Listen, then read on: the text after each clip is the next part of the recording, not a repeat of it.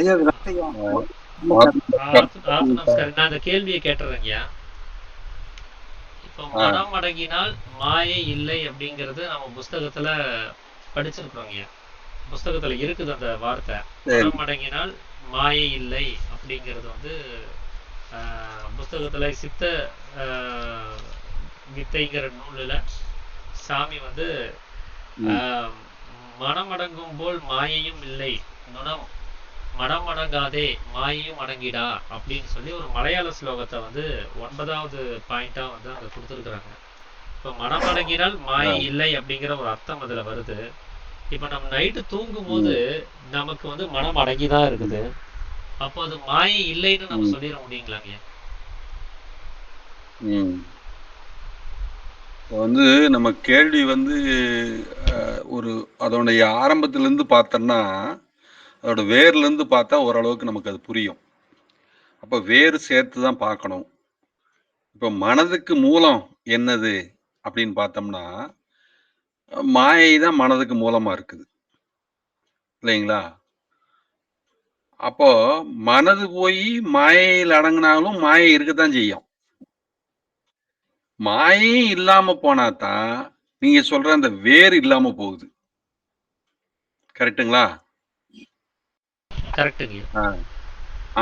ஆமா. அதனால நம்மளுக்கு தூங்கும்போது மனது ஒரு குறிப்பிட்ட ஸ்டேட்டஸ்ல போய் இருந்துட்டு களங்கம் இல்லாத நிலைய, அதாவது ஒரு நாய் இருக்கு ஆனா சேட்டை பண்ணாம இருக்கு, அது இருக்கிற இடம் தெரியாம இருக்குது.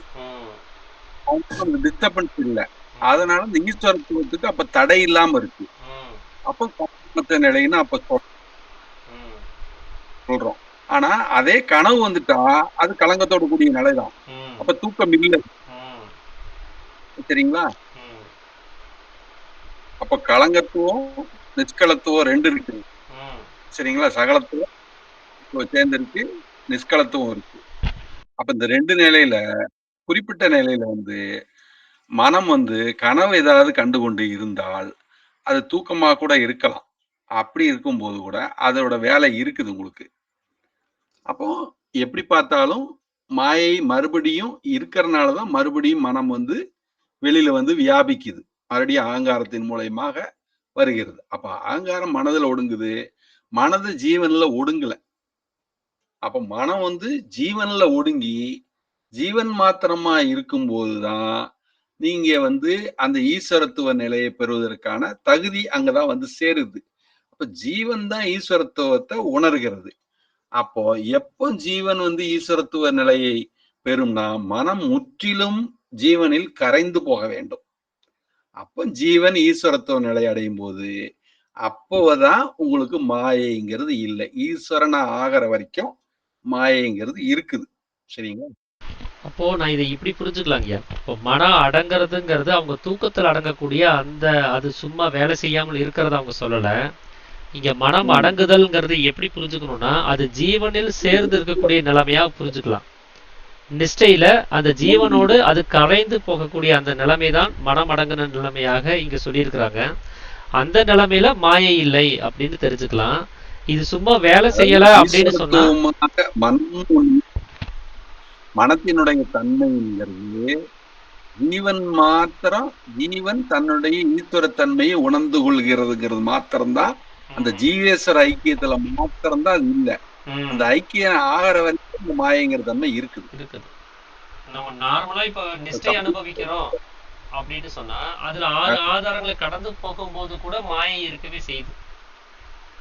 நீங்க மனம் இல்லைன்னு சொல்ற மாதிரி கூட கண்டிஷன் கொண்டு வந்தா கூட மனம் இல்லைங்கிற கண்டிஷன் வரும்போது கூட அது ஜீவன் மாத்திரமா இருக்கும்போது மனதா இல்லைன்னு சொல்லலாம்.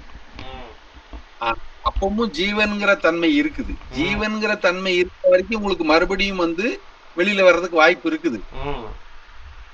சரிங்களா?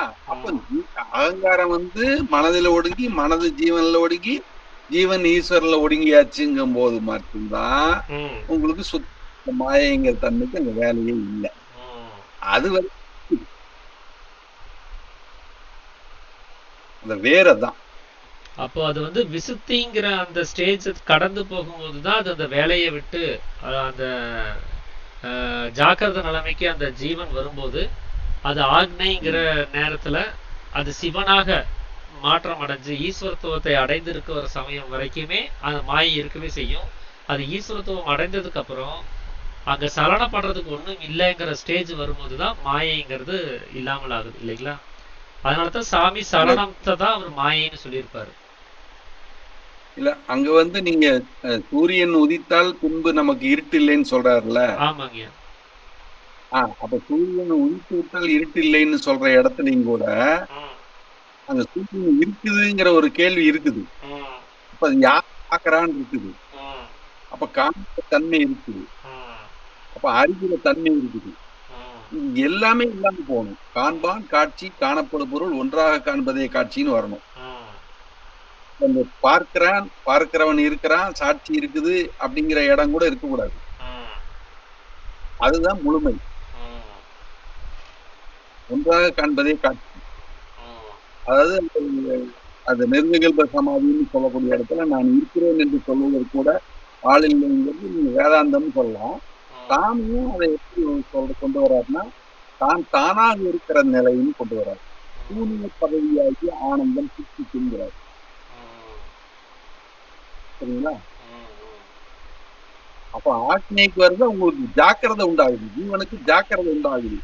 அதனாலதான் ஜீவனுக்கு குறிப்பிட்ட இடத்தை கடந்து போனா அங்க பிரதிஷ்டை இருக்கின்ற சிவலிங்கத்தை பார்க்கலாம் அப்படிங்கிறது ஜாக்கிரதை உண்டாகிறது. ஜீவேஸ்வர ஐக்கியம் நிகழ்ந்ததில்ல. அப்ப அது சமாளி காலத்துலதான் அந்த ஜீவேஸ்வர ஐக்கியம் நிகழுது.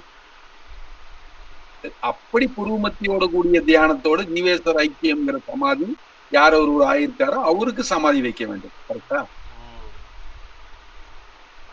அவருக்கு தான் மாயை இல்லை. மாயங்கிறது சரணம் தானே. ஆமா சரணம் இல்லாத இடத்துக்கு சமாதி.